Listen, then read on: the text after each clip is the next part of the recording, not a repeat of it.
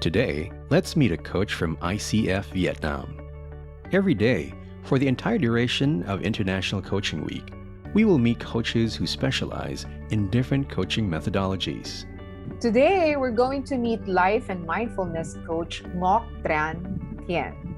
Ngoc is a PCC coach based in Vietnam, working globally to animate individuals' life and personal journeys.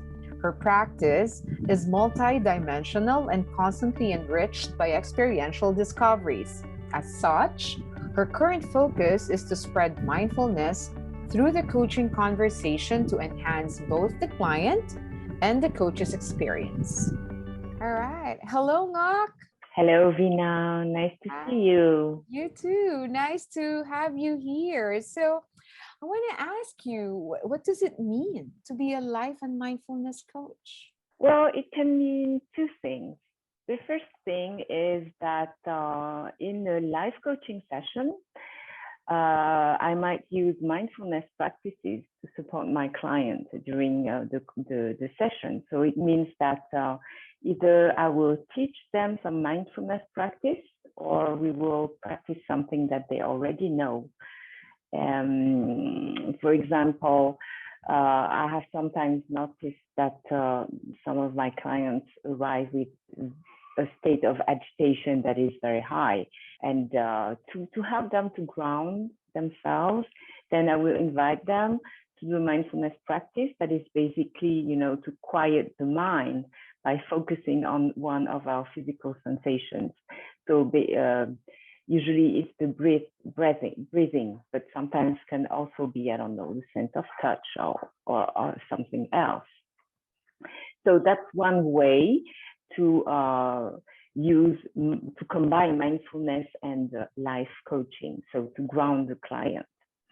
It's also something that I encourage them to practice when we are working on stress, anxiety issues, this kind of thing. So, by practicing in a consistent way, then they can connect better to their experience and learn to calm their mind when they are on their own.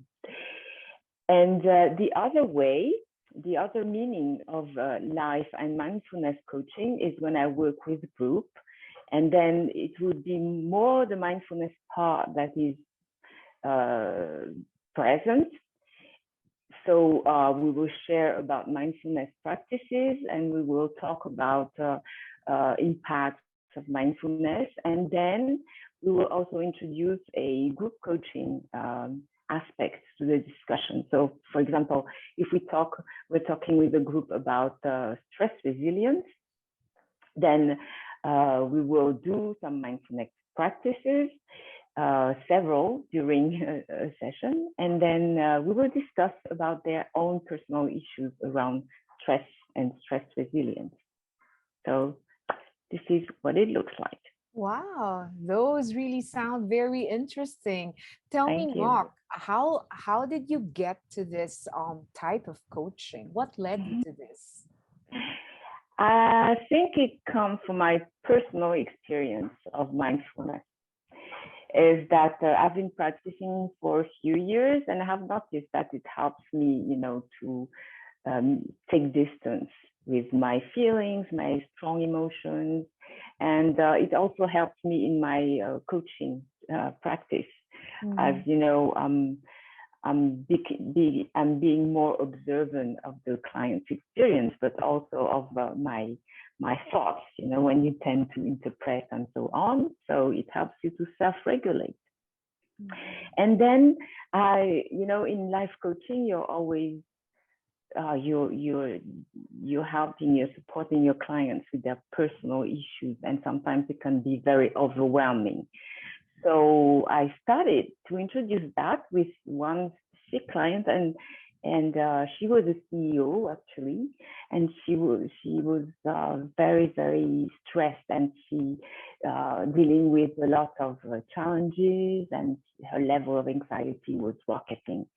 So at one point I thought, it works for me, so why not try this with her?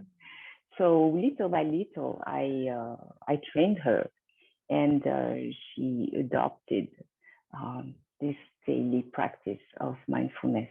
And then COVID happened, and so here everybody was so stressed, so mental health and the well-being of people was so impacted. It made totally sense, to really integrate that mindfulness piece into the coaching practice.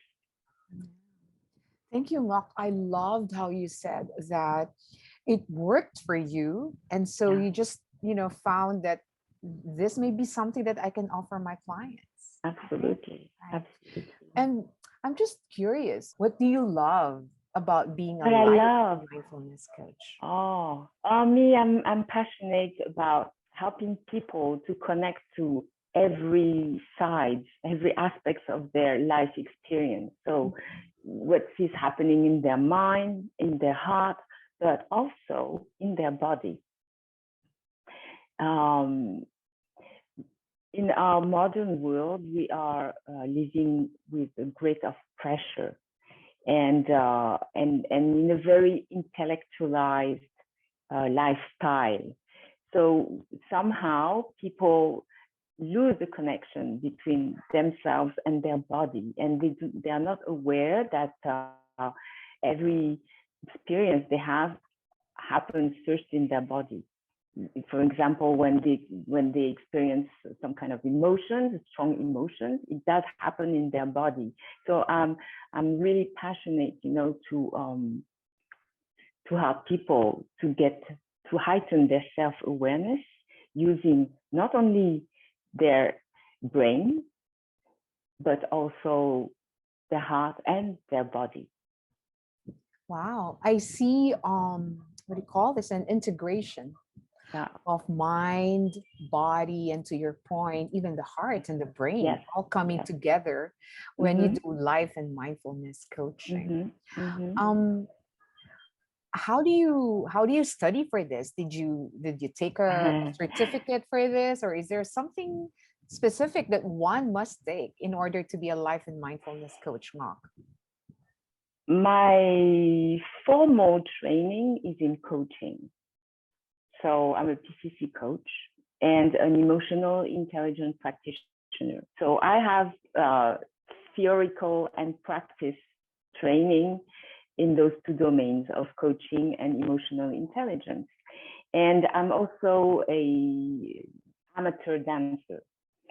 And I was influenced by one of my teachers, who was actually a movement teacher, and she comes from dance therapy, and she led those workshops that I found really interesting in the sense that it showed me the way. It helped me understand how the body, the mind, and the heart are working together.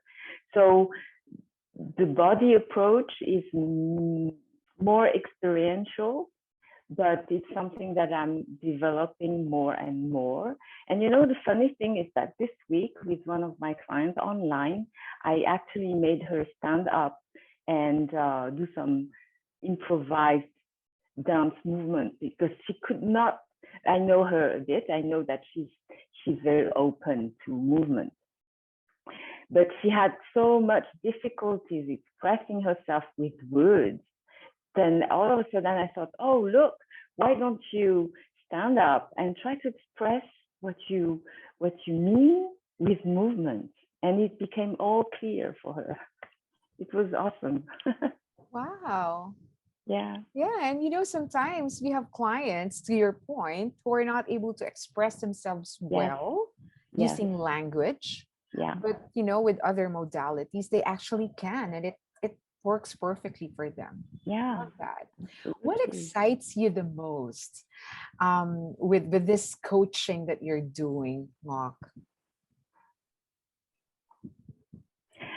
What is exciting is that I'm learning with my clients, is that I'm always integrating new parts. So that's really fascinating. Yeah. And yeah, the field is endless. And as everyone reacts differently, then you learn more. I have another client who's very agitated, very anxious. And so I have noticed that it's funny because he's anxious, but at the same time, he tends to avoid difficult emotions and reflections by kind of numbing, not dozing, but I can see that he's retrieving. So I have proposed to him to stand up, to do part of the coaching session standing up. And it does keep him alert and engaged.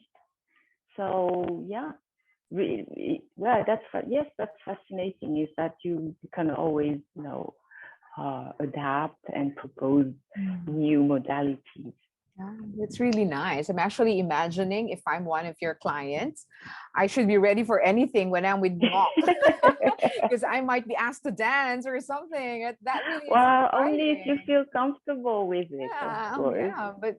yeah, but for some clients, that might be something that they could be looking forward with their sessions with you. Yeah, true. Here's probably my last question for you, Ngoc. What advice can you give to others out there who are maybe considering going this path? So for coaches who are new or who are beginning their journey into mindfulness, I would encourage them to practice in a group, to get a training in a group so that they can get support and they can get some accountability structure. So personally, it's really helped me because I didn't know anything about meditation. And that at first it's hard. It's difficult to get into that quiet place.